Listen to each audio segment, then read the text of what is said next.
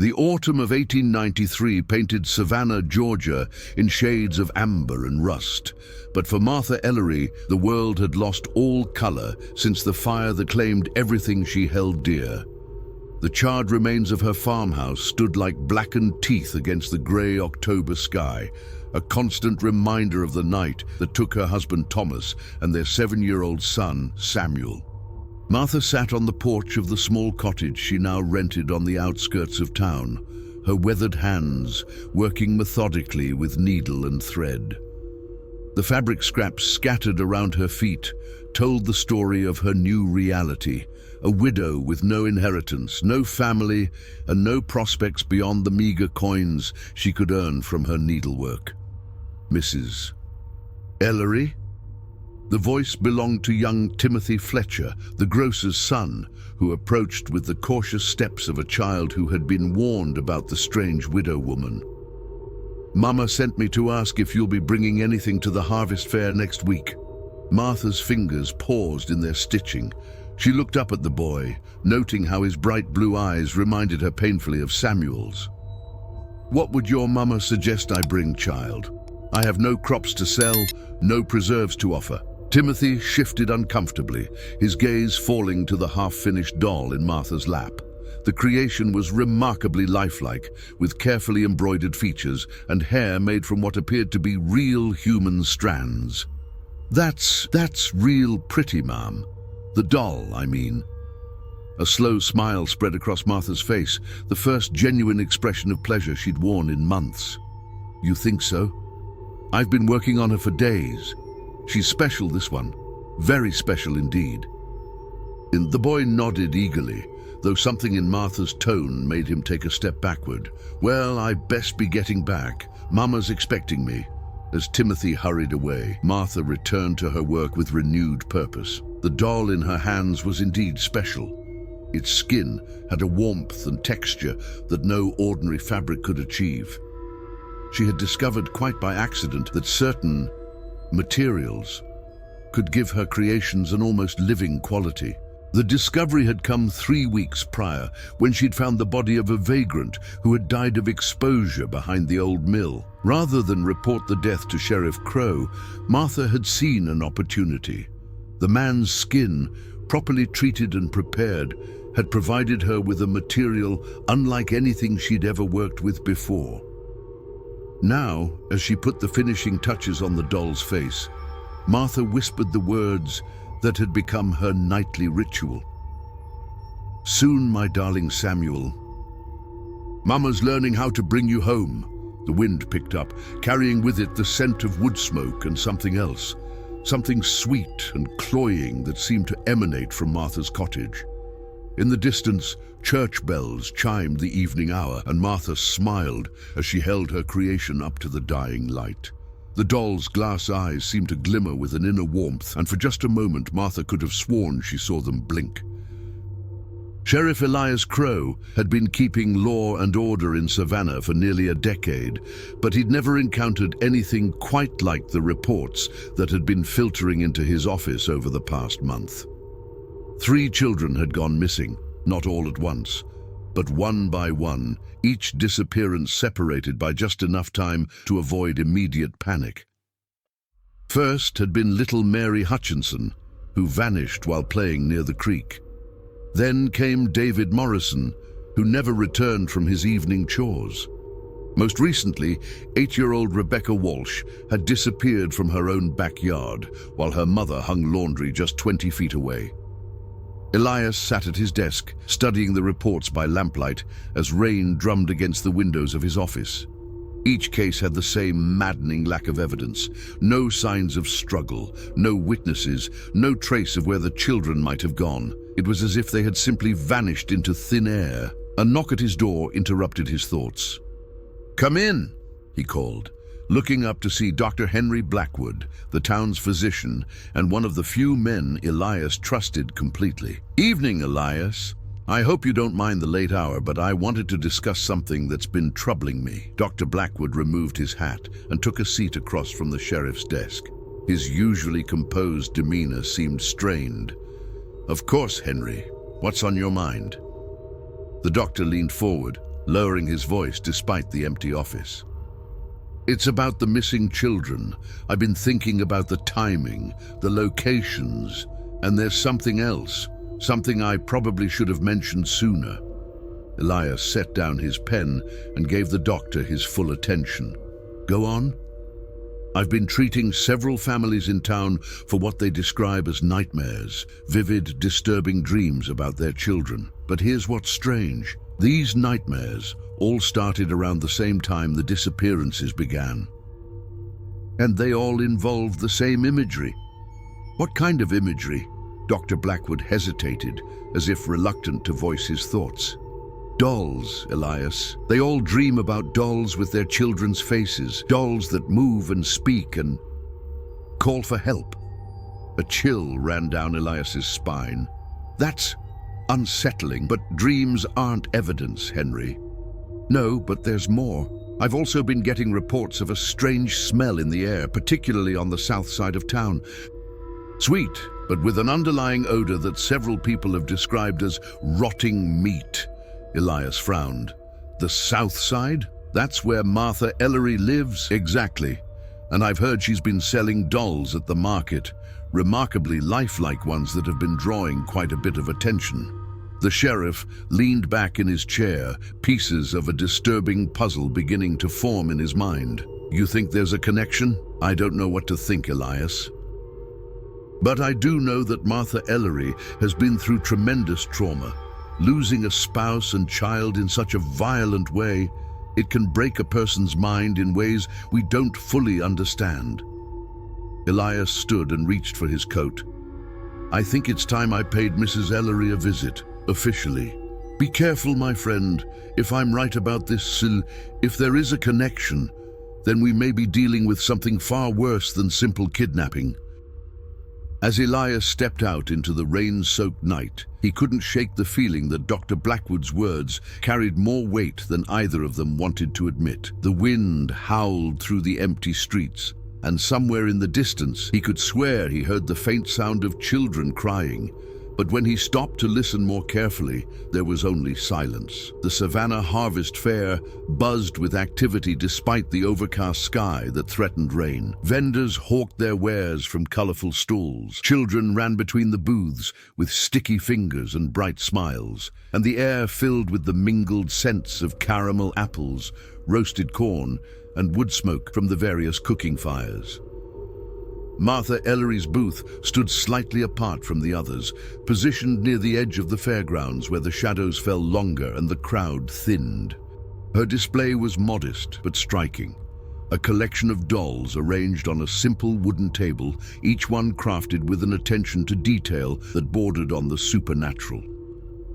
"My word, Mrs. Ellery, these are extraordinary," breathed Mrs. Catherine Morrison, the banker's wife, as she examined one of the dolls with obvious fascination. The creation in her hands was a perfect replica of a young girl, complete with rosy cheeks, delicate eyelashes, and hair that felt remarkably real to the touch. Martha smiled, her eyes never leaving the doll in Mrs. Morrison's hands. "Thank you kindly. I put a great deal of myself into each one. The craftsmanship is unlike anything I've ever seen. How do you achieve such realism? The skin feels almost warm." "Trade secrets, I'm afraid," Martha replied, her voice carrying a note of pride. "Each doll is unique, made with materials that are difficult to obtain." Mrs.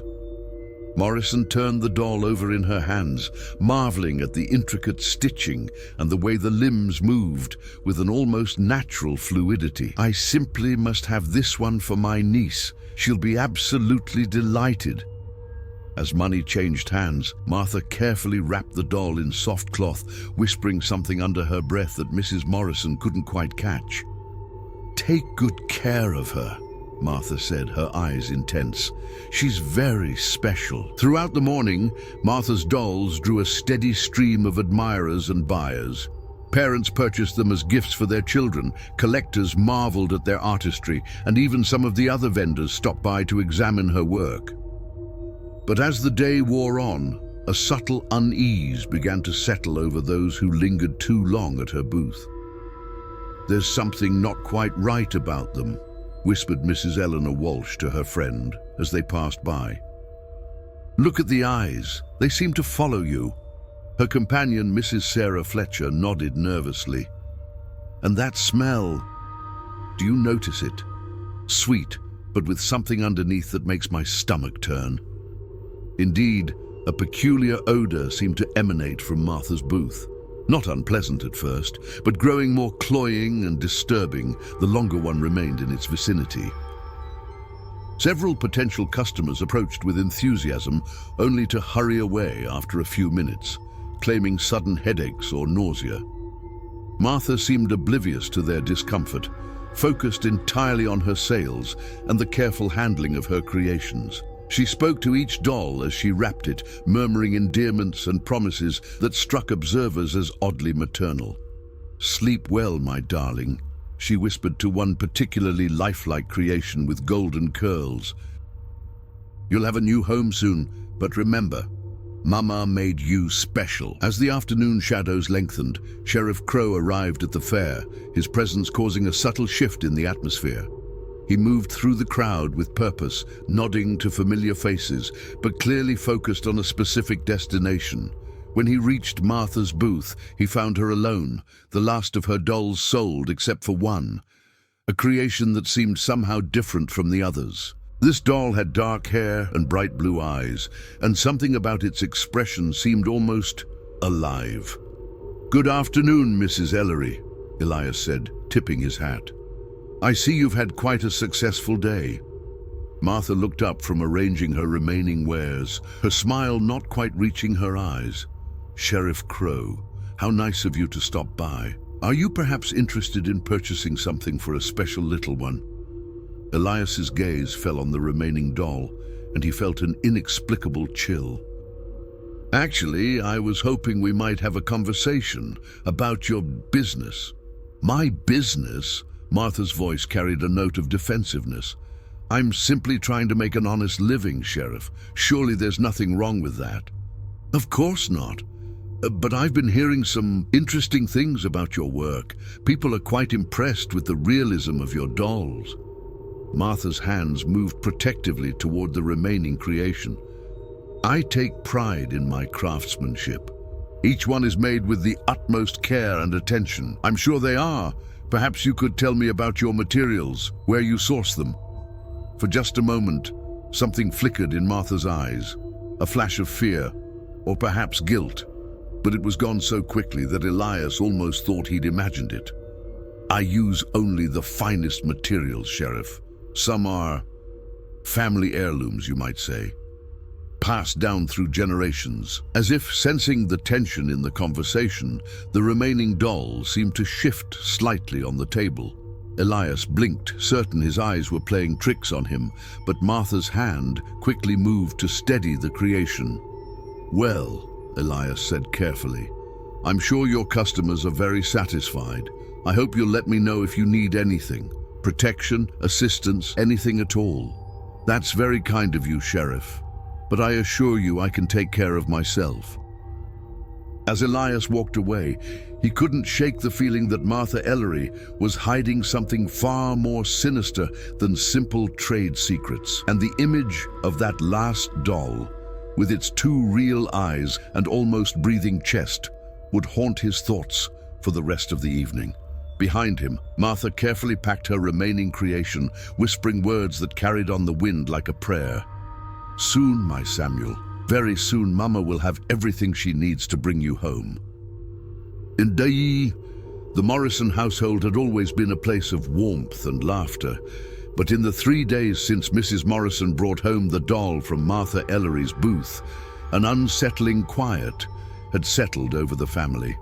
The doll now sat in the parlor, positioned in a small chair near the window where the afternoon light could illuminate its remarkably detailed features.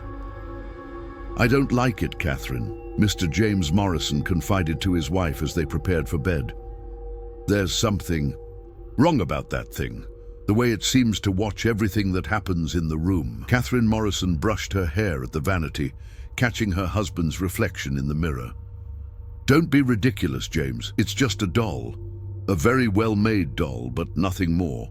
Then explain why little Emma refuses to go into the parlor anymore, and why the dog won't stop whimpering whenever he's near it." Catherine paused in her brushing. It was true that their 5-year-old daughter had been avoiding the room where the doll sat, claiming it talked to her when no one else was around, and their normally fearless terrier had indeed been acting strangely, cowering and whining whenever he was brought near the creation.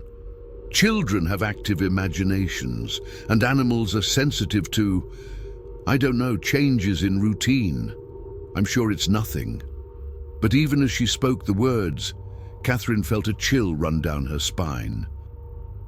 She had noticed things too, small things that she'd been trying to rationalize away. The way the doll's position seemed to change slightly when no one was looking. The faint sound of breathing that seemed to come from the parlor late at night.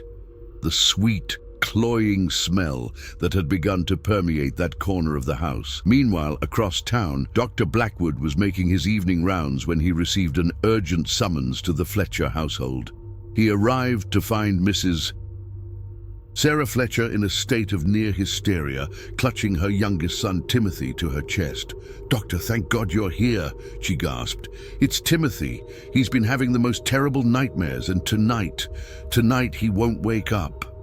Dr. Blackwood examined the boy, finding him in a deep, unnatural sleep. His breathing was shallow but steady, his pulse weak but regular. Most disturbing were the words he murmured in his unconscious state, a constant, barely audible whisper that seemed to be calling for help. "When did this begin?" Dr. Blackwood asked, checking the boy's pupils with a small light. 3 nights ago, right after we bought that doll from the widow woman at the fair. Timothy was so excited about it, said it looked just like his friend David Morrison, you know, the boy who went missing last month." Dr. Blackwood's blood ran cold. "The doll? Where is it now?" Mrs. Fletcher pointed toward Timothy's bedroom with a trembling hand. "In there, but doctor, I swear to you, sometimes I hear it moving around at night. And the smell. There's such a terrible smell coming from that room." Against his better judgment, Dr. Blackwood entered Timothy's bedroom. The doll sat propped against the pillows on the boy's bed, and the physician had to grip the doorframe to steady himself. The creation was indeed remarkably similar to David Morrison, so similar that it could have been the missing boy himself, somehow transformed and miniaturized.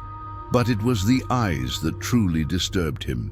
They seemed to track his movement across the room, and when he leaned closer to examine the doll's construction, he could swear he heard the faintest whisper. "Help me."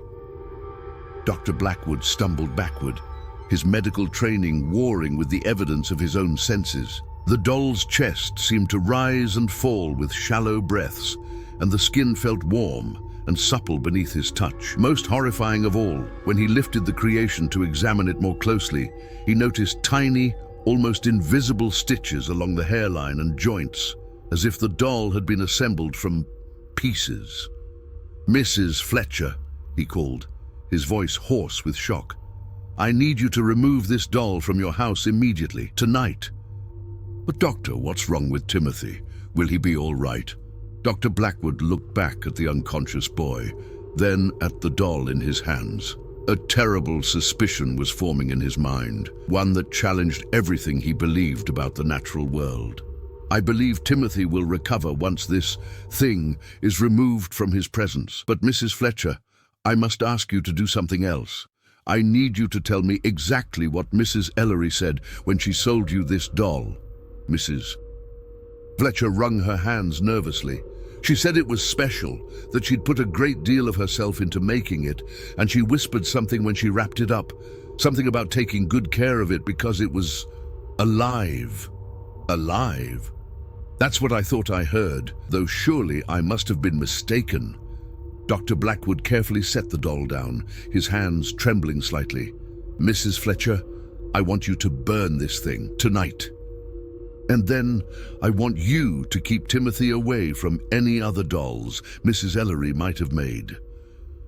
As he prepared to leave, Dr. Blackwood made a mental note to contact Sheriff Crow first thing in the morning. Whatever Martha Ellery was doing in her cottage on the outskirts of town, it was far more sinister than simple doll-making. Behind him, as he closed the bedroom door, the doll's eyes seemed to follow his departure, and the faintest whisper echoed through the room.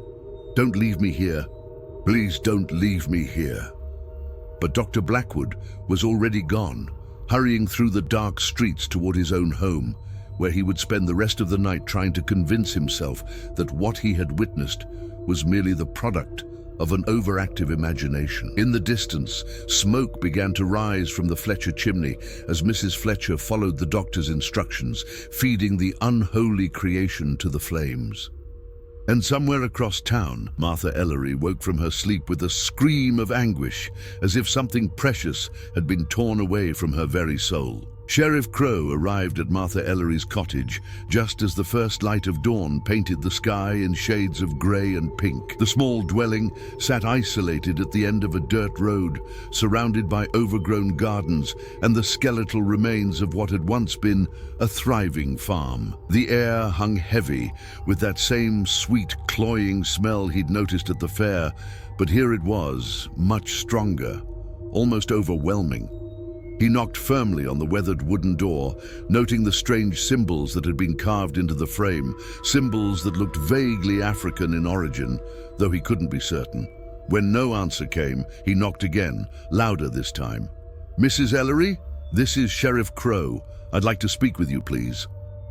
The door opened slowly, revealing Martha in a state of obvious distress. Her hair hung loose and unkempt, her eyes were red-rimmed from crying, and her hands shook as she clutched a shawl around her shoulders. "Sheriff," she said, her voice barely above a whisper, "what brings you here so early?" "I'm investigating some concerns that have been brought to my attention regarding your dolls, Mrs. Ellery. May I come in?" Martha hesitated, glancing nervously over her shoulder into the dark interior of the cottage. I'm not feeling well this morning. Perhaps you could come back another time. I'm afraid this can't wait. There have been some disturbing reports, and I need to ask you some questions." Reluctantly, Martha stepped aside to allow him entry. The interior of the cottage was dimly lit, with heavy curtains blocking most of the natural light. But what Elias could see made his stomach turn. The main room had been converted into a workshop of sorts, with tables covered in fabric scraps, sewing supplies, and partially completed dolls in various stages of construction. But it was the smell that truly assaulted his senses. That sweet, rotting odor was so strong here that he had to fight the urge to cover his nose. And there was something else, something that made his skin crawl. The dolls seemed to be watching him. "Mrs. Ellery," he began carefully, "I've received reports that some of the children who've purchased your dolls have been experiencing unusual symptoms. Nightmares, illness, strange behavior." Martha moved nervously around the room, her hands fluttering over her creations like a mother protecting her children. "I can't be responsible for children's nightmares, Sheriff. Perhaps their parents should monitor what they eat before bedtime." Elias picked up one of the partially completed dolls, examining its construction more closely. The skin felt remarkably real, too real. And the hair, he was almost certain it was human hair, not the synthetic materials typically used in doll making. "These are quite remarkable, Mrs. Ellery. The realism is extraordinary. What materials do you use?" "Family recipes," Martha replied quickly. "Techniques passed down through generations." "And where do you source these materials? The skin, for instance. It feels almost natural materials, Sheriff. Nothing illegal or improper." Elias set the doll down and turned to face Martha directly. "Mrs. Ellery, I'm going to ask you a direct question, and I need you to answer honestly. Do you know anything about the children who have gone missing from town over the past month?" Martha's face went pale, and for a moment Elias thought she might faint. "Missing children. I don't know what you mean. 3 children, Mrs. Ellery. Mary Hutchinson, David Morrison, and Rebecca Walsh. All disappeared without a trace. I've been so focused on my work I hadn't heard. How terrible for their families. But even as she spoke, Elias noticed her gaze kept drifting toward a closed door at the back of the cottage. And was it his imagination, or did he hear something from behind that door? A faint sound that might have been crying. Mrs. Ellery, I'm going to need to search your property. I have reason to believe you may have information relevant to my investigation. You can't! Martha's composure finally cracked, and she moved to block his path toward the back room.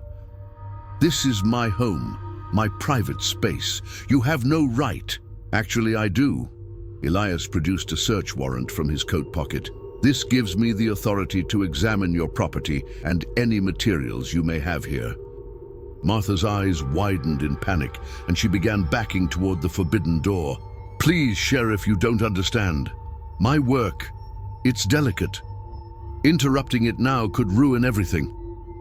What kind of work, Mrs. Ellery? I'm trying to bring him back, she whispered, tears streaming down her face. My Samuel, I've learned the old ways, the forbidden knowledge. The soul can be sewn into flesh, Sheriff. It can be preserved, transferred, brought back to life. Elias felt a chill run down his spine. Mrs. Ellery, what have you done? What any mother would do. Martha's voice rose to a near shriek. I found a way to cheat death itself. The children, they're not gone, Sheriff. They're here with me, waiting for the final ritual that will bring my Samuel home. Before Elias could react, Martha flung open the door to the back room, revealing a sight that would haunt him for the rest of his life. The room was filled with dolls, dozens of them, all arranged in neat rows like a macabre nursery. But these weren't the carefully crafted creations from her workshop. These were clearly made from human remains, stitched together with an unholy skill that preserved their essential humanity while transforming them into something else entirely. And in the center of the room, on a small altar surrounded by candles and strange symbols, sat a doll that looked exactly like Samuel Ellery. Except this one was moving, breathing, and looking directly at the sheriff with eyes full of terror and confusion. Mama? The Samuel doll whispered in a voice that was both childlike and ancient. Mama, why won't you let me go home? Elias drew his weapon, his hands shaking as he tried to process what he was seeing. Mrs. Ellery, step away from whatever that is. He's my son, Martha screamed, clutching the Samuel doll to her chest. I brought him back. I saved him from the fire. That's not your son, Mrs. Ellery. That's something else. Something wrong. As if responding to his words, the other dolls in the room began to stir, their small voices joining in a chorus of whispered pleas. Help us. Please help us. We want to go home. And Elias realized with growing horror that he was looking at the missing children of Savannah, transformed, preserved, and trapped in a nightmare that defied all reason and sanity. The confrontation in Martha's cottage erupted into chaos as the sheriff struggled to comprehend the horror before him. The dolls, the children, began to move with increasing agitation, their small voices rising in a cacophony of pleas and cries that seemed to come from somewhere beyond the physical realm. You don't understand, Martha screamed, backing further into the room while clutching the Samuel doll. I've spent months learning the old ways, the knowledge that came with the slaves from Africa. The soul doesn't have to die with the body. It can be preserved, transferred, given new form. Elias kept his weapon trained on Martha, though he wasn't sure what good it would do against the supernatural forces at work in this cursed place. Mrs. Ellery, whatever you think you've accomplished here, this isn't bringing back your son. This is an abomination. He speaks to me! Martha's eyes blazed with fanatic fervor. Samuel tells me about the fire, about how scared he was. But he's safe now, safe in his new form, and soon, when the ritual is complete, he'll be able to return to his original body, stronger, better, immortal. The Samuel doll in her arms turned its 2 real eyes toward the sheriff. She's lying, it whispered in a voice that carried the weight of unspeakable suffering. "I'm not Samuel, I'm David Morrison, and I want to go home to my mama." Martha's face contorted with rage and denial. "No. You're confused, my darling. The transition is difficult, but you'll remember who you really are once the final ritual is complete." Around the room, the other dolls began to speak, each one identifying themselves as one of the missing children. Mary Hutchinson's voice came from a doll with golden curls. "Please, mister, she took us while we were playing. She said she needed our essence to make her son whole again." Rebecca Walsh's voice emerged from a doll near the altar. "She cuts pieces from us while we're still alive, then sews them into these bodies. We can't die, but we can't really live either. We're trapped." Elias felt bile rise in his throat as the full scope of Martha's madness became clear. "How many children, Mrs. Ellery? How many have you taken?" "Only what was necessary." Martha clutched the Samuel doll tighter, causing it to cry out in pain. "The ritual requires specific components: the innocence of youth, the life force of the pure. Each child contributes something essential to bringing Samuel back. But Samuel is dead, Mrs. Ellery. He died in the fire with your husband. What you're doing here, it's not resurrection, it's torture." "You're wrong." Martha's voice reached a fever pitch. "Tonight is the new moon, the perfect time for the final ritual.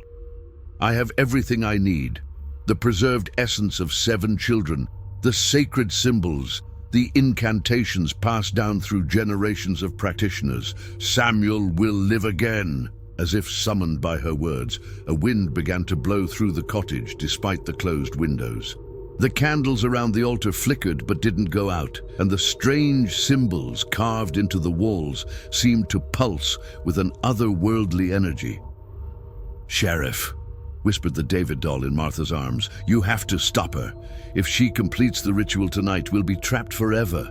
Our souls will be consumed to fuel whatever abomination she's trying to create." Elias made his decision. "Mrs. Ellery, I'm placing you under arrest for the kidnapping and murder of 7 children.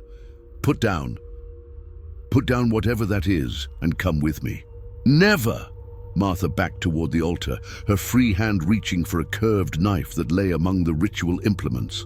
"I won't let you destroy my life's work. Samuel deserves to live." She raised the knife, and for a moment Elias thought she meant to attack him. Instead, she turned the blade toward the David doll in her arms. "If I can't complete the ritual properly, then I'll send you to join your friends in whatever realm awaits beyond this one." "No!" Elias lunged forward, but Martha was already bringing the knife down. The blade never reached its target. As if responding to some unseen force, all the dolls in the room suddenly moved in unison, their small forms converging on Martha with a speed and coordination that defied their artificial nature. They climbed her legs, grasped her arms, pulled at her hair and clothing with tiny hands that possessed surprising strength. What are you doing?" Martha screamed as she was overwhelmed by her own creations. "I made you! I gave you life! You should obey me!" "You gave us torment," said the Mary doll, its voice carrying an authority that seemed to come from beyond the grave. "You stole our lives, our bodies, our chance to rest in peace. Now we take back what you've stolen." And the dolls began to glow with an eerie light, and Martha's screams took on a different quality, as if something was being torn from her very soul. The knife fell from her nerveless fingers as she collapsed to the floor, the dolls still clinging to her like avenging spirits. Elias watched in horrified fascination as the light grew brighter, filling the room with an otherworldly radiance. And then, as suddenly as it had begun, everything went silent. When the light faded, Martha lay motionless on the floor, her eyes staring sightlessly at the ceiling. The dolls had returned to their positions around the room, but now they looked different, more peaceful, as if some great burden had been lifted from them. "Is it over?" Elias whispered. The David doll, still lying where Martha had dropped it, turned its head toward him one last time. "Almost," it said in a voice that was growing fainter, "but you must burn this place. Burn everything." The knowledge she learned, the symbols she carved, the materials she used, it all must be destroyed. Or someone else might try to continue her work. What about you? What about all of you? We're free now, whispered the Rebecca doll. Free to go where we should have gone months ago. Thank you, Sheriff. Thank you for stopping her. One by one, the dolls began to fade, their forms becoming translucent before disappearing entirely. Soon, only their empty clothes remained, scattered around the room like discarded toys. Elias stood alone in the cottage with Martha's corpse, the weight of what he had witnessed pressing down on him like a physical force. He knew that no one would believe his report, that the official record would have to be sanitized and simplified, but he also knew what he had to do. 3 days later, the cottage that had housed Martha Ellery's unholy workshop was nothing but smoldering ruins. Sheriff Crow had personally overseen the burning, ensuring that every trace of the widow's dark work was consumed by the flames. The official report would state that Mrs. Ellery had died in an accidental fire while working with candles in her home, a tragic end to a woman driven mad by grief. The missing children were found in the basement of the cottage, their bodies carefully preserved, but clearly deceased for some time. Dr. Blackwood's examination revealed that they had died from what appeared to be surgical procedures, performed without proper medical knowledge or equipment. The families were told that their children had been kidnapped by a disturbed woman who had attempted some form of twisted medical experimentation. It was a lie, but it was a lie that allowed the families to grieve properly and the community to begin healing.